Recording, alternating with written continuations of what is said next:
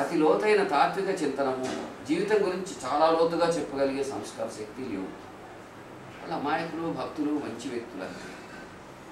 అయితే మా అమ్మ స్వచ్ఛమైన హృదయం వల్లనే, ఆమె కరుణ వల్లనే, ఆమె ఆశీస్సు వల్లనే నా జీవితంలో మాస్టర్ పరిచయం అయ్యారని అనుకుంటా. తర్వాత చిన్నప్పటి నుంచి నాకు తెలుసుకోవాలనే జిజ్ఞాస ఉండేది. అది సహజంగా ఇది ఏమిటి అనే క్వశ్చన్ వేసుకుంటా పోయే లక్షణం. అంటే ప్రతిదాన్ని అవగాహన చేసుకోవాలి, ఆ అవగాహనతో దాన్ని విశ్వసించాలి అనేది నా పుట్టుకతో.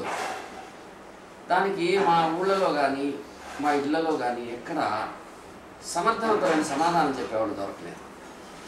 కొంతకాలం తర్వాత నేను అనుకున్నాను, వీళ్ళు మాట్లాడేది వీళ్ళ బ్రతుకుల మీద వీళ్ళెవరికి కమాండ్ లేదు, అంటే తెలియకుండా బతికేస్తున్నారు. అప్పుడు నేను ఇంటర్మీడియట్ చేరాను. అంటే అంతకుముందే నాకు సంస్కృత భాష పరిచయం ఉంది. ఇంటర్మీడియట్ చేరినప్పుడు ఒక సాయంకాలం వేళ ఒక సభలో మీకు ఎవరికైనా జీవితం గురించి కానీ ఆధ్యాత్మికత గురించి కానీ వీటి విషయాల్లో ఆసక్తిగా ఉంటే ప్రశ్నించవచ్చు అని ఒక ఆయన అన్నాడు. యంగ్గా ఉన్నాడు, ఫాస్ట్గా ఉన్నాడు. అడిగితే నాకు ఇంతకుముందు ఉన్న అనుభవం ఏంటంటే, అట్లా అడిగిన వాళ్ళే మళ్ళీ వచ్చి వాళ్ళు బాధపడిపోయి ఇంకా బాధ పెట్టేవారు. అందుకని నేను చిన్న స్లిప్ మీద చిన్న రాసి, నాకు చాలా అనుమానాలు ఉన్నాయండి, కాబట్టి మీరు దయచేసి అవి బాధపడనంటేనే అడుగుతాను, అడగమంటారా అని స్లిప్ పంపించాను. ఆయన ఇట్లా చూసి ఎవరైతే పంపించింది నన్ను నేనని లేచాను. లేకపో నువ్వా, మనం గదికి వెళ్ళి మాట్లాడుకుందాం. నేను అనుకున్నాను ఇక్కడైతే అనవసరంగా వాదనలో ఓడిపోతే బాగోదని గదికి పిలుస్తున్నాడు ఈయన. సరే అక్కడే చూస్తుందా అనుకున్నాను. ఎందుకంటే నేను వేస్తున్న ప్రశ్నలకు అంత సహేతుక సమాధానాలు ఉంటాయా అని ప్రశ్నార్థక స్థితిలో ఉన్నాను. సరే అక్కడి నుంచి వెళ్ళాను, మాస్టర్తో కూర్చొని మాట్లాడటం ఆరంభించాను. ఫస్ట్ నేను ఆయన దగ్గర గొప్ప ప్రేమను అనుభవించాను, చాలా కంఫర్టబుల్గా ఫీల్ అయ్యాను. అంటే ఏమిటంటే, ఒక మనిషి దగ్గర ఇంకొక మనిషి ఎలా ఉండాలి, మీరు కదా నా దగ్గర కంఫర్టబుల్గా ఫీల్ అయితే నేను ఆయన రుణం తీర్చుకున్నాను. నేను ఆయన దగ్గర ఆయన రుణం తీర్చుకున్నామని అవుతాను. అదేవిధంగా చాలా కంఫర్టబుల్గా ఫీల్ అయ్యాను. వచ్చిన వెంటనే నేను మామూలు నా పద్ధతిలో ప్రశ్న వేస్తున్నాను, ఆయన నా ప్రశ్నలు కరెక్ట్ చేస్తున్నాడు. రెండోది, నేను ఊహించని సమాధానాలు వస్తున్నాయి. అంతవరకు నేను చూసిన వాళ్ళు అటు తిప్పి ఇటు తిప్పి బతుకేంది, లక్ష్యం ఏంటి అంటే ముక్తి మోక్షం అని వాళ్ళకి అర్థం కానీ చెప్తారు, అవతల అవమానం చేస్తారు. లేదంటే బాబు నువ్వు నీకు ఇంకా వయసు రాలేదంటారు, అర్థం కాని సంస్కృతం ఏదో చెప్పడానికి ట్రై చేస్తారు.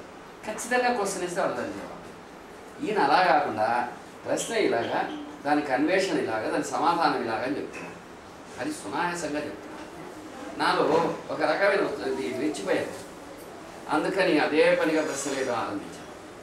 ఏదో అక్కడే ఉన్న తినేసాము, తెల్లవారు మాట్లాడుతున్నాము. ఆ మాట్లాడుతూ 5 గంటలు అయింది. మరో రోజు ఉదయం ఏవో ఇక లేద్దామా అన్నారు. సరే సార్ లేదు, ఏదో 2 బుక్స్ ఇచ్చి చదవమన్నారు. అది నాకు ఆయనతో పరిచయం. ఓహో, ఈయన దగ్గర విషయం ఉందని తెలియగానే నేను తేనె కోసం మధుపో వెళ్ళినట్టు చదువుకోవడం, ఎప్పుడు ఆయనతో ఉండడం, క్వశ్చన్ చేసుకుంటూ చర్చిస్తుంది. షిరిడి సాయిబాబా లాంటి మహాత్ముల విషయంలో నాకు కొన్ని అనుమానాలు ఉన్నాయి. అవి మాస్టర్ కూడా ఉండేవి. ఏమిటంటే, ఆయన తపస్సు చేసి ఆయన గొప్పవాడే, నేను తపస్సు చేస్తే నేను గొప్పవాడు. ఆయన కాడు పట్టుకొని మిసగడగలుగుతారు. నమస్కారం పెట్టడానికి అభ్యంతరం లేదు, ఆయన పాదాలకు శిరస్సు వంచి నమస్కరించడం కూడా అభ్యంతరం లేదు. కాళ్ళు విసిగితే జ్ఞానం వస్తుంది అనేది కరెక్ట్ కాదు అనుకుండేవాడు. ఆయన తపస్సు చేశాడు, ఆయన నేను తపస్సు చేస్తే నేను అవుతాను, అంతే కదా అనుకున్నాను. కానీ అది అంత సరైనది కాదు. నా తపస్సు సిద్ధించాలా, ఫలించాలా అంటే ఖచ్చితంగా గురువు అనుగ్రహం కావాలి.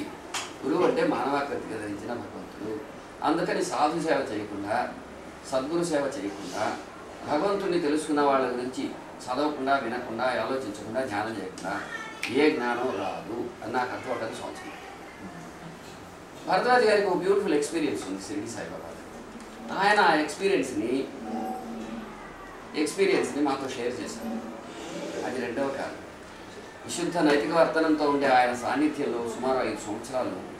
అప్పుడు 1 సంవత్సరం పాటు ఏమో తెలుసుకోవడం, మరో 5 ఏళ్ల పాటు దాన్ని పటిష్టపరచుకోవడం, ఆ సాయిబాబా గురించి పరిశోధన చేసేవారు.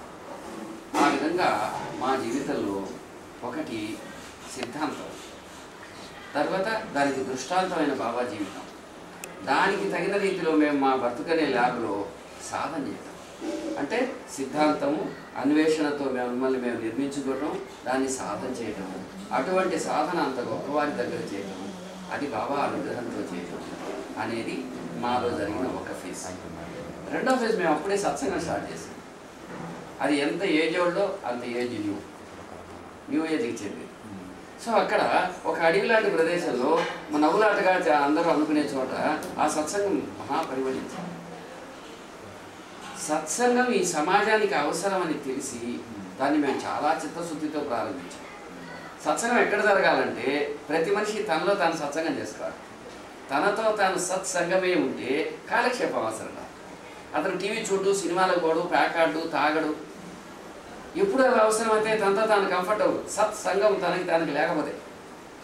అదేవిధంగా ఇద్దరు కలిసామనుకోండి, మనకి ఎన్ని సంవత్సరాలు కలిసినా సబ్జెక్ట్లో అవసరం లేదు, ఇబ్బంది ఉండదు. మన ఇద్దరు మౌనంగా కూర్చుంటే మౌన వ్యాఖ్య, మౌన సంభాషణ జరగాలి. అది మధురతరంగా మన హృదయాలు ఒకటిగా ఉండాలి. మనలో ఎన్ని భేదాలున్నా సామరస్యం ఉండి తీరాలి మానవులు. అందుకని దానికి మంచి టెక్నిక్ ఏంటంటే, ముందు మనం బాబాను స్మరించి ఆ బాబాని మీలో నేను చూడదు.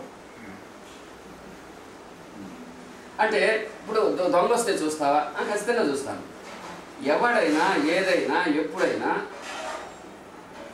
మనం కన్నా సరైన రీతిలో కనుక ప్రవర్తించి రియాక్ట్ అవ్వడం ఆరంభిస్తే, దొంగ వస్తే దొంగ రూపంలో ఉండే సాయిబాబాతో పోరాడతాను. ఒక మీలాంటి స్నేహితుడు వస్తే స్నేహితుడి రూపంలో ఉండే సాయిబాబాని సన్మానిస్తాను.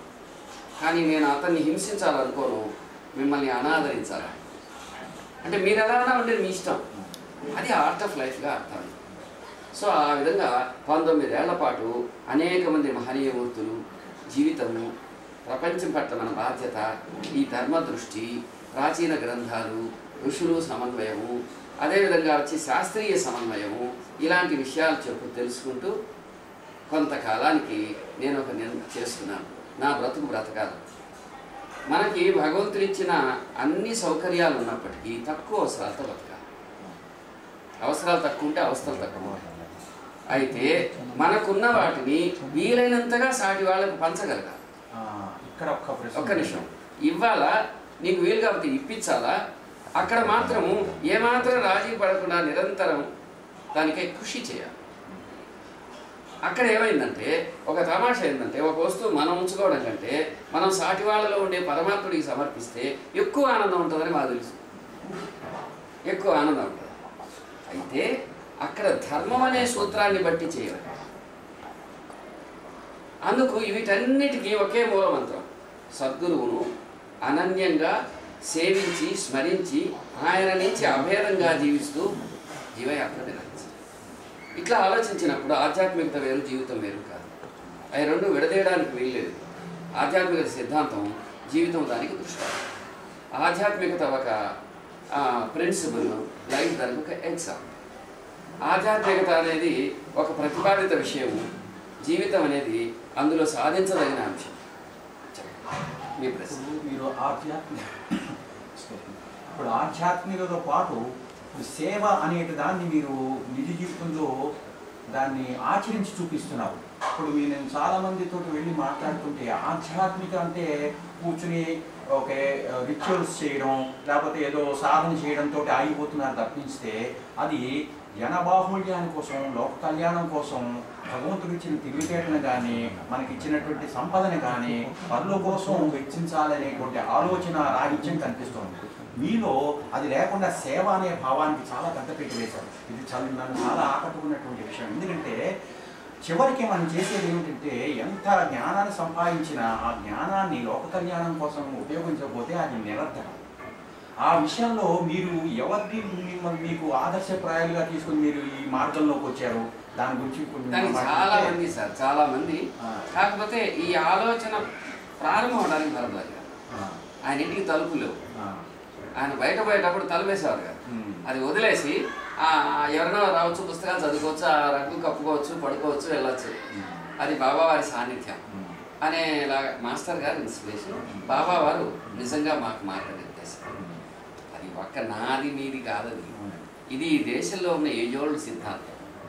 వసుధ ఏక కుటుంబము అనే పదం ఉంది. వసుధైక కుటుంబం అది ఏంటంటే, ఇప్పుడు ఈరోజు మనం ఇక్కడ ఉన్నాం, ఈ తల్లిదండ్రులకు పుట్టాము, ఈ భార్యాబిడ్డలు ఈ క్రమంలో ఉన్నాం, ఈ ప్రపంచం అనే నాటక రంగస్థలంలో ఈ పాత్రలో ఉన్నాం. ఇంతకుముందు మనకి ఎన్నో వందల వేల జన్మలు, వేలాది సంవత్సరాలు పుడుతూ వస్తూ ఉన్నాం. అంటే ఈ భూమి మీద ఉండే ఏ జీవరాశి అయినా మనది కానిది అయ్యే అవకాశమే లేదు. అట్లాగే మనం వాటన్నిటితో కూడా మనకి తెలియకపోవచ్చు, బాబాకి తెలుసు, అన్ని జీవులతో అన్నాను అని చెప్పారు. కాబట్టి ధర్మాన్ని అనుష్ఠిస్తూ అసలు ఆధ్యాత్మికత ఎప్పుడు కూడా, భగవంతుడి సేవ ఎప్పుడు కూడా, భక్తి జీవితం ఎప్పుడు కూడా సాటి వారితో పంచుకోవడంలోనే ఉంది. అది ఎలా? అందుకే బాగా వేదకాల ఋషి చెప్తాడు. మన వేదాలన్నింటిలోకి ఉపనిషత్తులు ప్రశస్తం. ఉపనిషత్తులలో ఈశోపనిషత్తు ప్రశస్తం. బాబా వారు దానికే ఆచరణయోగ్యమైన వాక్యాన్ని చెప్పారు. దానిలో మొదటి మంత్రంలో పూర్తి 18 మంత్రవర్ణాలు ఉండేటువంటి ఉపనిషత్తు కూడా. ఆ ఉపనిషత్తులో 3వ పదము త్యాగేనేవ అమృతత్వ మానసు అని. ఈ ప్రపంచంలో అందరూ సరిగా గ్రహించని అంశం. నీవిప్పుడు ఏది ఇస్తావో అది అంతకంటే కొన్ని కోట్ల రెట్లు పొందుతావు. If you look to me, I look to you. నువ్వు ఒక అడుగేస్తే నేను 100 అడుగులు వేస్తాను. ఇది కేవలం సాయిబాబా మాట కాదు, విశ్వాత్మకుడైన నారాయణుడి మాట. అందుకని అసలు నిజంగా ఆధ్యాత్మికత లోపల నాటుకుంటే వాడు చేసే పని ఏంటంటే సేవ. సేవ అనేది, సార్ మీరు ఎవరి కోసం చేస్తున్నాను అనుకుంటున్నారేమో, నా కోసం నేను సేవ చేసుకుంటున్నాను, వేరే ఎవరికి ఏమీ చేయటం లేదు. అసలు నిజంగా ఆ చిన్న సాయం చేయించుకుంటున్నట్టు కనిపించే మీకు సాయం చేస్తున్నట్టు కనిపిస్తుంది. నాకు ఇంత అపారమైన అవకాశం ఇచ్చిన పరమేశ్వరుడి దయ కనిపిస్తుంది. అది అక్కడ నిజంగా చూస్తే నేను ఒక ఇన్స్ట్రుమెంట్ని, అది నిర్వహించే పరమాత్ముడు వివిధ రూపాలలో అనేక శిరములు, అనేక కరములు, అనేక నయనములు గల షష్టక నమస్కారములు అని అన్ని రూపాలలోంచి సహస్ర శీర్షుడై విశ్వాక్షుడై పరమాత్ముడే ఇవి చేస్తున్నాడు. అందుకని నేను ఇది భలే ఆనందిస్తుంటాను. నిజంగా ఈ విధం ఆధ్యాత్మికత యొక్క మూల సూత్రాన్ని ప్రతిపాదించిన వైదిక ఋషులు కానీ, వెంకయ్య స్వామి దాకా, బాబా భరద్వాజ్ మాస్టర్, రమణ మహర్షి, రామకృష్ణుడు, ఏ మహాత్ముడు, ఏ దేశం, ఎవరిని తీసుకోండి, వాళ్ళ ఆచరణ అంతా కూడా సాటి జీవుల నుంచి తమను వేరుగా పెట్టుకుంటారు. ఆ ఆచరణను మీరు సేవడుతున్నారు. కానీ సేవ వేరే వాళ్ళ కోసం నేను చేయడం లేదు సార్, నా కోసమే నేను చేస్తున్నాను. ఆత్మతృప్తి కోసం చేస్తున్నాను, ఆనందం కోసం చేస్తున్నాను. దాని ద్వారా నేను ఎంతో ధన్యాత్ముని పుణ్యాత్ముని అవుతున్నాను. అందుకని ఆ శాంతి ఆనందాలు, ఆ వరప్రసాదం ముందు నేను సమర్పించుకుంటాను. సమర్పణ చాలా స్వల్పం. అయితే నాకు ఒక కోరికలు చాలా గొప్పవి, పెద్దవి, ఉన్నతమైనవి. ఈ ప్రపంచంలో చివరి వ్యక్తికి ఇది అందాలని నా కోరిక. అంటే ఏమిటి?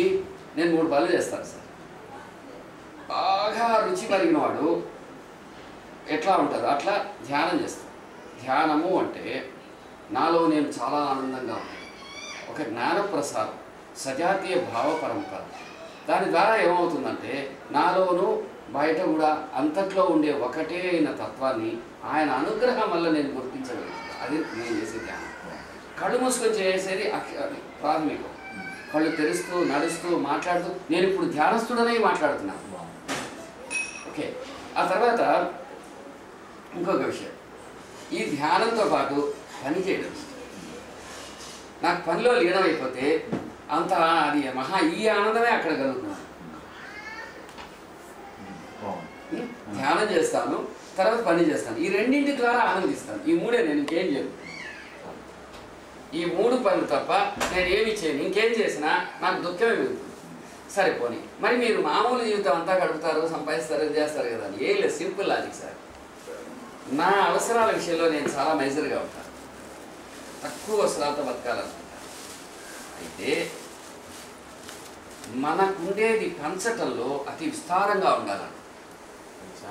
ప్రతి సెకండ్ని, ప్రతి జీవకణాన్ని, ప్రతి పైసాను పరమ సద్వినియోగం చేస్తే ధర్మానికి వినియోగించాలి అనుకుంటాను. ధర్మం అనేది మామిడి చెట్టు, బంగారు మామిడి చెట్టు, వజ్రాల మామిడి చెట్టు నాటడం లాంటిది. ధర్మానికి మనం ఏదైతే అనుష్ఠిస్తామో అది మనకు రియాక్ట్ అవుతుంది. ఎందుకనంటే ఎన్ని జన్మలు వచ్చినా ధర్మంగా ఉండేవాడికి కొరత ఉంటుంది.